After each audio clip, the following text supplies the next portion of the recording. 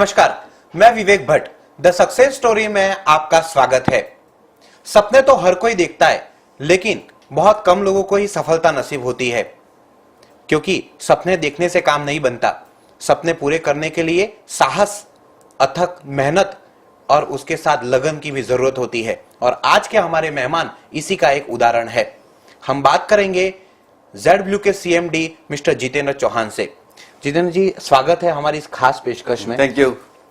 सबसे पहले आज ZBlue आज इतनी बड़ी इंटरनेशनल ब्रांड बन चुका है, इतनी जगह पे फेमस हो चुका है, इतना एडवर्टाइजमेंट होता है, ब्रांडिंग होता है, लेकिन हम थोड़ा सा पीछे जाएंगे। हम जाएंगे 1990 और 95 के बीच में।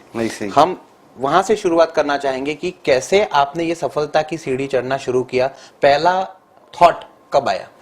मैं आपको 90-95 से आगे 1981 पे ले जाना चाहूंगा, जब से मैंने अपनी कैरियर स्टार्ट किया।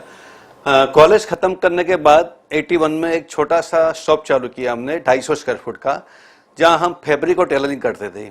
आई बॉर्न टेलर, तो टेलरिंग में बहुत अच्छा करता था।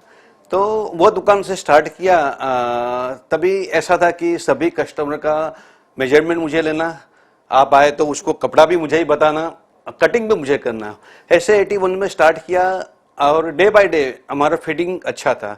तो काफ़ी लोग डॉक्टर्स, एडवोकेट, आर्किटेक्ट्स और अच्छे बिल्डर लोग भी हमारे कस्टमर बने, और ज़्यादातर फिटिंग के हिसाब से माउथ टू माउथ पब्लिसिटी बहुत हुई। तो ऐसे करके 81 में स्टार्ट करके हमने, मुझे पता है कि 86 में हमने हमारा रेडीमेड शर्ट का ब्रांड लॉन्च किया। उसका भी छोटा सा स्टोरी इसलिए बताना चाहूँगा कि ये बहुत डिस्पर्स स्टोरी है। जब हमने बिजनेस स्टार्ट किया तो मेरे 3-4-5 दोस्तों ने ऐसा बोला कि जीतू भाई, आपका शर्ट अच्छे बनते हैं, तो हम उसके लिए एक नई ब्रांड बनाए और शर्ट रेडीमेड बना के मुंबई में बेचे।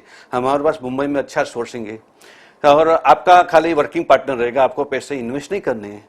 तो ऐसे हमने 5 आदमी ने मिलके एक शर्ट बनाने का फैसला किया। शर्ट का छोटा सा फैक्ट्री मैंने, मेरी दुकान के नीचे एक स्टेलर था, 1500 फुट का, वो रेंटेड लिया।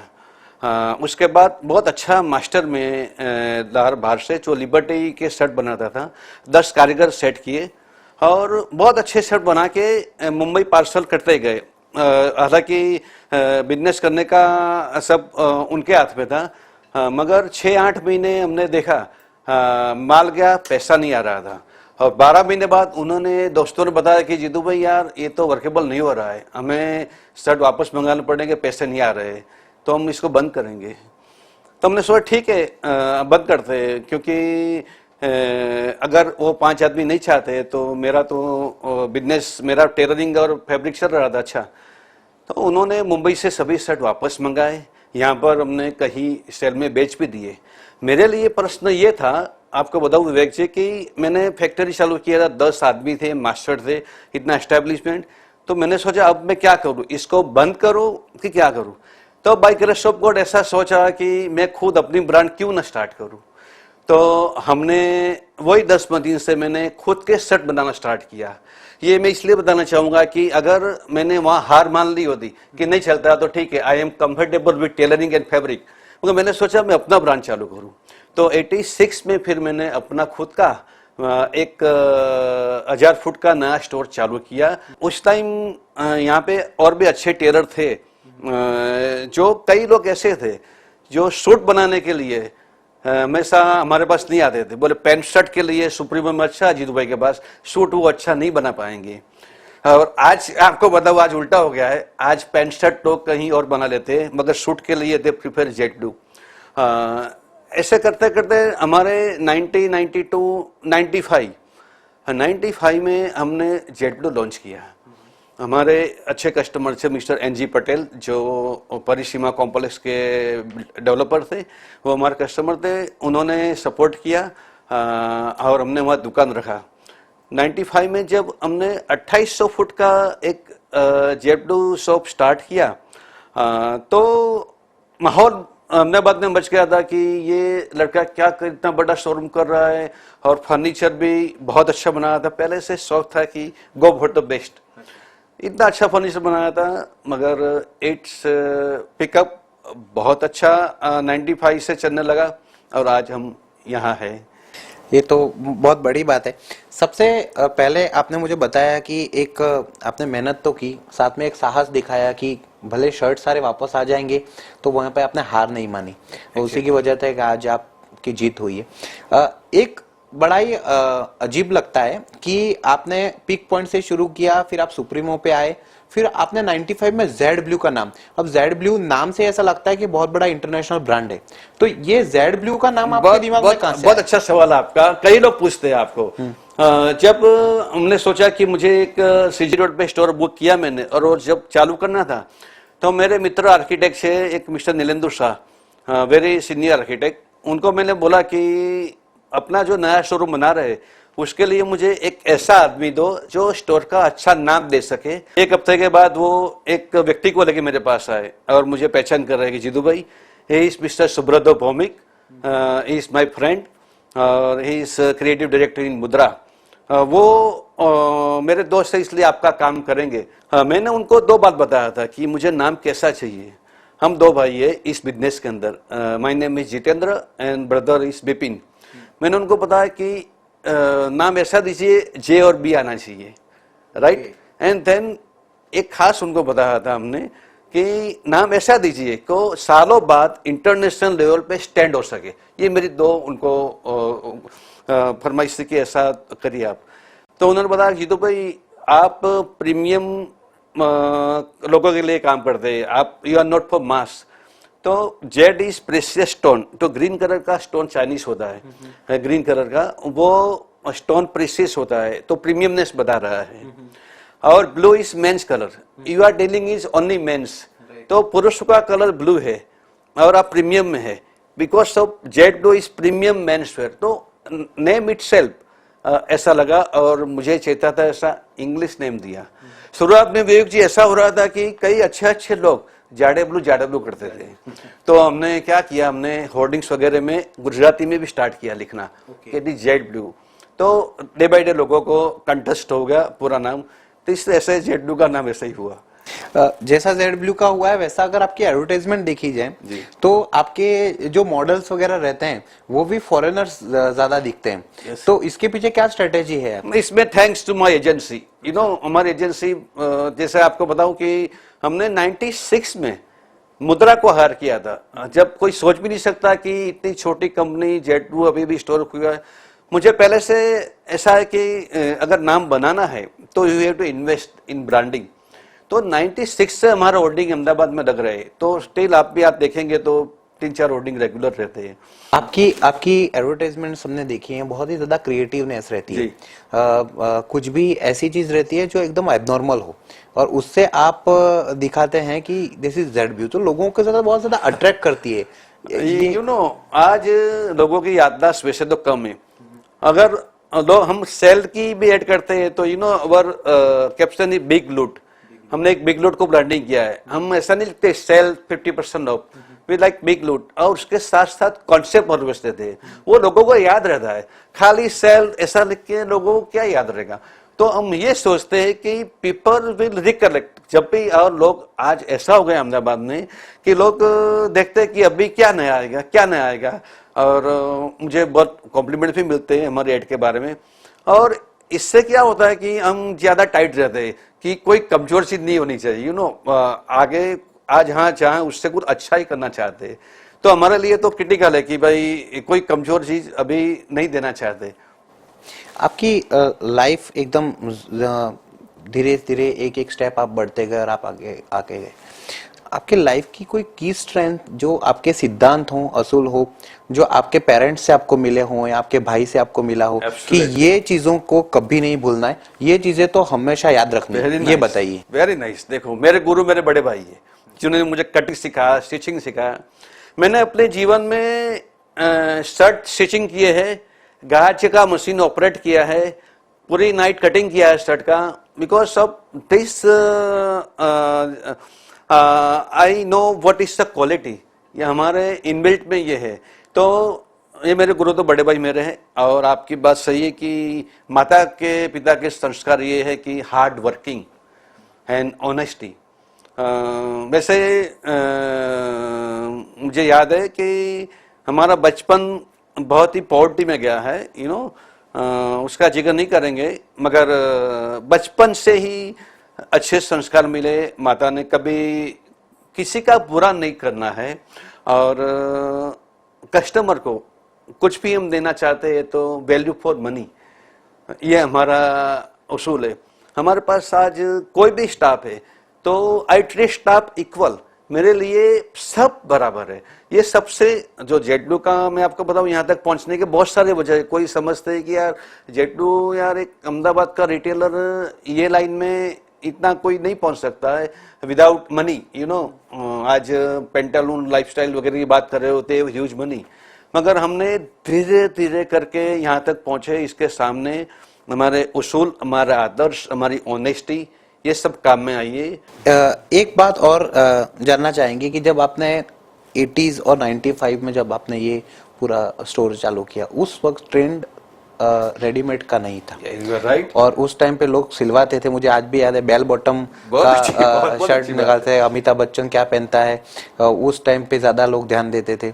तो ये उस टाइम पे आपने रेडीमेड शर्ट को और पैंट को किस तरह से वेरी गुड। देखो, अगर मैं रेडीमेड पे नहीं होता तो आज मैं औरों की तरह एक टेलर ही बन के रहता। और मुझे याद है कि उस टाइम बैंक का जो मैंने कर्ज लिया था, हिम्मत हो गई थी, भगवान ने हिम्मत दिया, वो जोश बहुत था उस टाइम कि नहीं कुछ करेंगे। तो 99 में हमने कलर प्लस से लेके Levi's, Pepe, all the brand we started. मैं रेडीमेड में आपको समझ सकता हूँ कि like MBO multi brand outlet में 99 से आया, और उसके बाद मैंने देखा कि पीपल डिमांड ब्रांड्स। आज हम अच्छी ब्रांड नहीं रखेंगे तो कोई नहीं आएगा। आज भी आपको बताऊं कि हमने लास्ट 2 सालों में कई ब्रांड एड ऑन किया है। यहाँ आप देखेंगे स्टोर पे तो कैल्विन क्लीन से लेके Jack and Jones, being human, ऐसी नई कई ब्रांड हम लाए, क्योंकि लोग फैशन कॉन्शियस है। हमारा काम कैसा है कि एक ब्रांड का बास्केट बना के कस्टमर को पेश करो, उसे क्या चाहिए, राइट, उसके साथ साथ अच्छी सर्विस देते हैं। That why we are survive today. तो सेटिस्फेक्शन लेवल आपके कस्टमर्स का आप मेंटेन रखते हैं? एब्सोल्युटली। हम अगर ऐसा, कई ब्रांड ऐसी होती है, आपको बताऊं कि जितू भाई आप रखो हमारे ब्रांड, आपको पैसा नहीं देना है, जब बेचते बिकने के बाद पैसा देना है, मतलब कंसाइनमेंट बेच। मगर हम देखते हैं कि जो ब्रांड का वजूद नहीं है, हमें कमाई पे नहीं जाना है, हमें आरओआई चाहिए पर स्क्वायर फुट, और कस्टमर क्या मांगता है वो देना है, otherwise will be not here.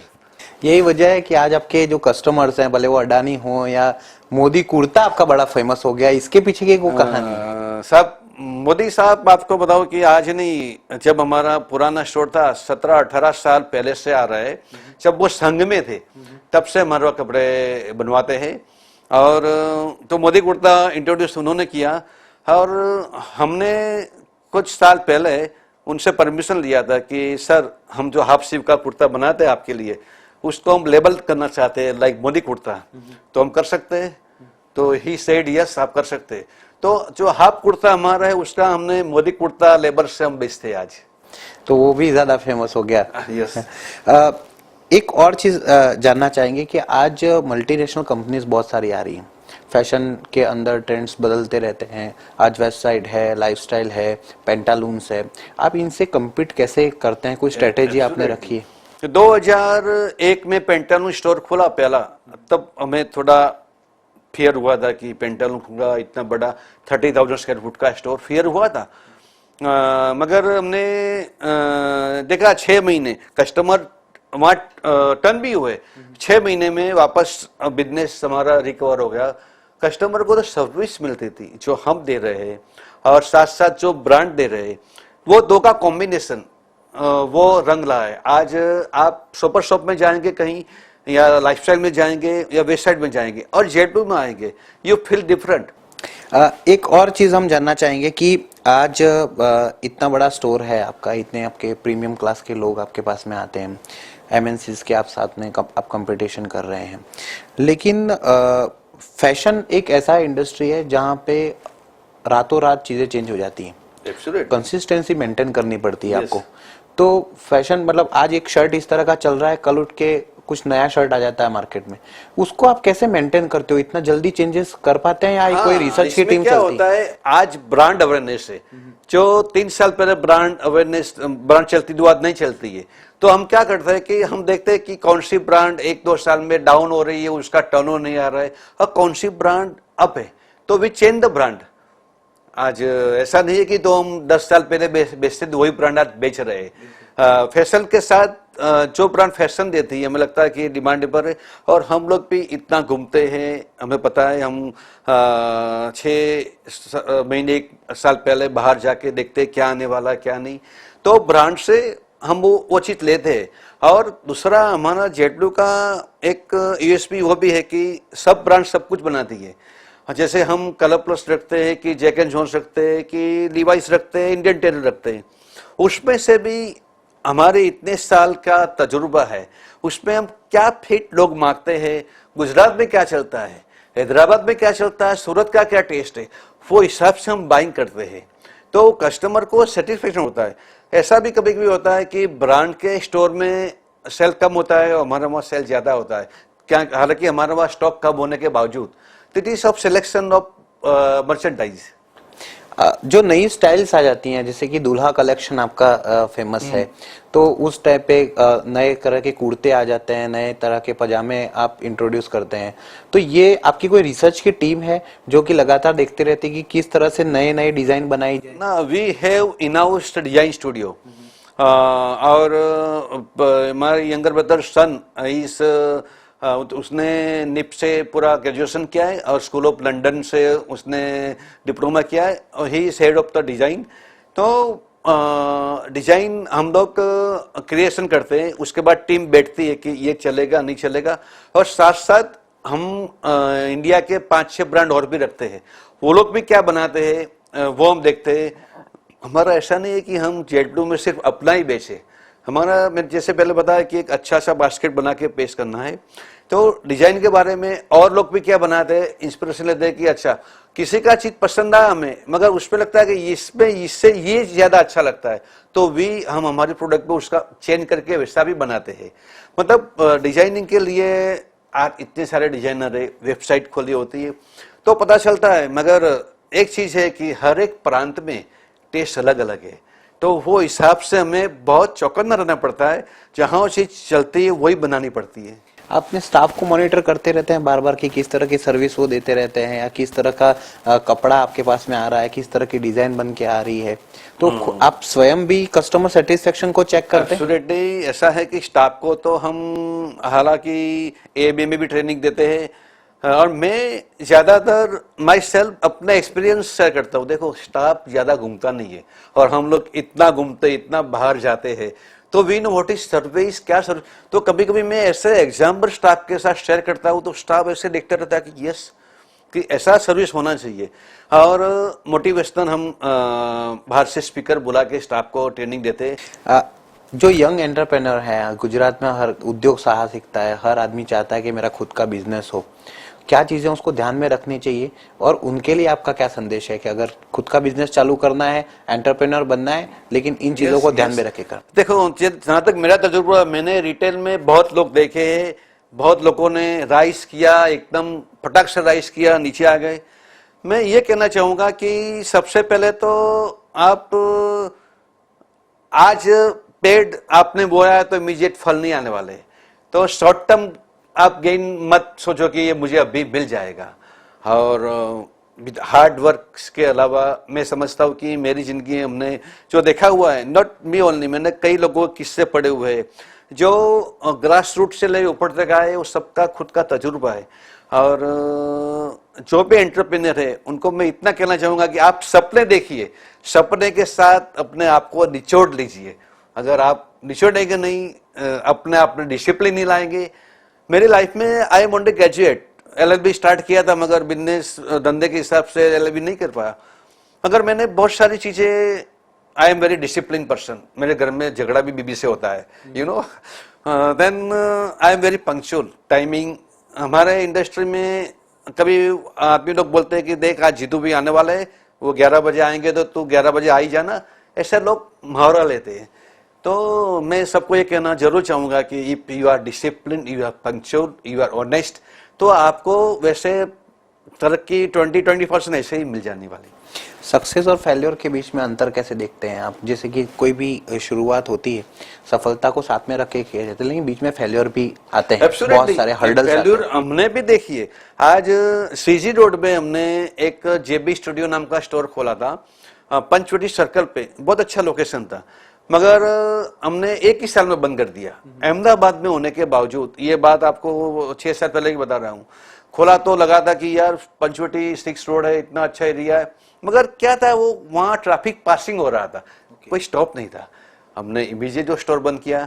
आज हमारी एक ब्रांड दूसरे ग्रीन फाइबर, उसके करीबन 30 स्टोर है। तो 2-3 शहर में अभी अभी हमने लास्ट मंथ ही स्टोर बंद किए। हमने 1 साल देखा ब्रेक इवन भी नहीं आ रहा है, तो उसको नहीं चालू रखते, नए 3-4 स्टोर और खोल रहे हैं ये अप्रैल में। मगर ऐसा है कि नो बडी इज 100% परफेक्ट, मगर जो स्टोर लगता है कि यहाँ हम कोई गलत है, नहीं चल रहा है, 1 साल तक वेट करते हैं, उसके बाद भी लगता है नुकसान जा रहा है, तो वी क्लोज इट। सही समय पे सही निर्णय लेना जरूर। ऐसा नहीं लगता है कि यार हमने बंद करना चाहिए, नॉट लाइक दैट। एक और चीज हम जानना चाहेंगे आपसे कि आज आप मेंस वेयर में हैं, कुछ प्लानिंग है आगे चल के कि आप विमेंस वेयर में भी आएंगे, क्योंकि वहां पे बहुत ज्यादा ट्रेंड्स और फैशन कॉन्शियस लोग। अभी क्या ये बहुत हमारे कस्टमर जो भी है, ज्यादातर उनकी वाइफ हमारे वहाँ परचेस करना आती है, वो हमेशा ऐसे कहते हैं, क्योंकि जेड ब्लू आज कैसा है कि हम इतनी अच्छी चीजें सबको देते हैं मेंस के लिए, तो वुमन इतना ख्वाहिश करते हैं कि हमारे लिए भी आप कुछ करो। मगर अभी ऐसा हो गया कि जेड ब्लू इस ब्रांडिंग मेंस वेयर के लिए पूरा हो गया है, और हमारे स्टोर में ऐसी कोई जगह नहीं है। अगर हम वुमेन्स वेयर चालू भी करें तो उसके लिए कुछ अलग जगह स्टोर में होनी चाहिए। ऐसा नहीं कि छोटा जगह दे दिया तो उसका मजा नहीं आएगा। आज से 2 साल बाद आप अपनी कंपनी को कहाँ देखते हैं? मैं ऐसा समझता हूँ कि हम अभी तक आ रहे तो 20-25% अभी हम ग्रोथ कर रहे, मगर 2 साल तो नहीं, मगर 2015 तक मैं ऐसा समझ रहा हूँ कि जो आज कंपनी का टर्नओवर, उससे डबल टर्नओवर हम करना चाहते हैं। और कंपनी के आज हमारे 70 स्टोर है, एक स्टोर और खुलेगा जेड ब्लू का गांधीधाम में, ये 15 तारीख को। तो I think it should be around 30 store हम 2015 तक करना चाहेंगे। और मैं ये विश करता हूँ कि इतने सालों में बहुत सीख लिया इतने स्टोर खोल के, कि स्टोर शुड बी कम से कम प्रॉफिटेबल।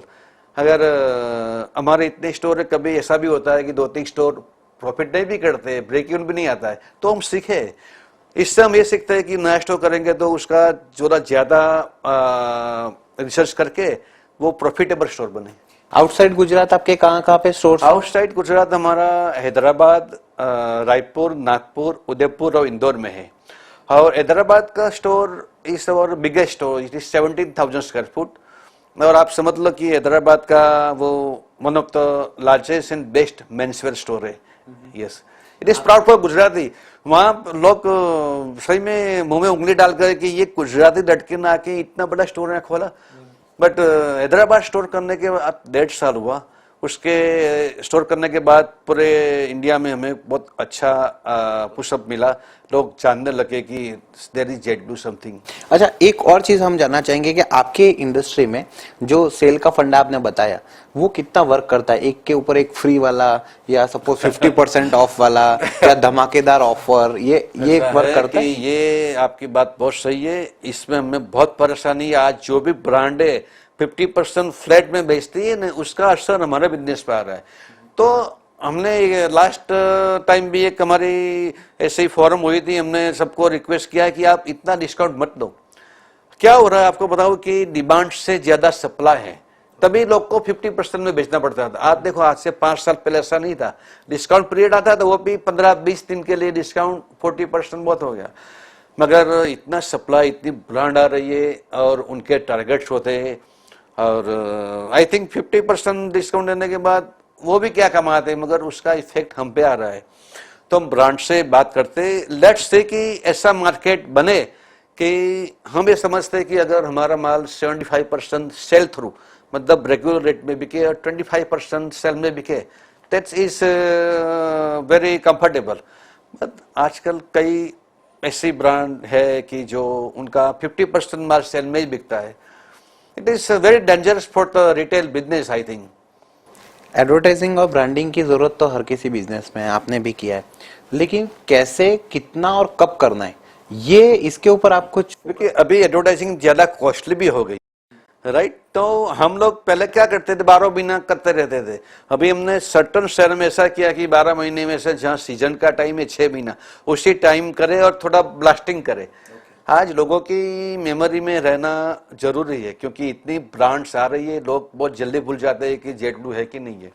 तो दिमाग में डालने के लिए ये करना पड़ता है. मैं आपको बताऊं कि हम हमारे टर्नओवर का 3 and 3.5% एडवर्टाइज पे खर्च करते हैं. Thank you so much Jitendra भाई, आपने इतनी सारी बातें हमसे शेयर की, पूरा लाइफ का एक्सपीरियंस दिया, और हम आशा करते हैं कि आप अपने गोल में सक्सेस पाए. Thank you very much. तो नेशनली नहीं, मेट्रो सिटीज में नहीं, बल्कि इंटरनेशनली भी लॉन्च हो. Thank you Vivek ji. Thank you Vivek ji.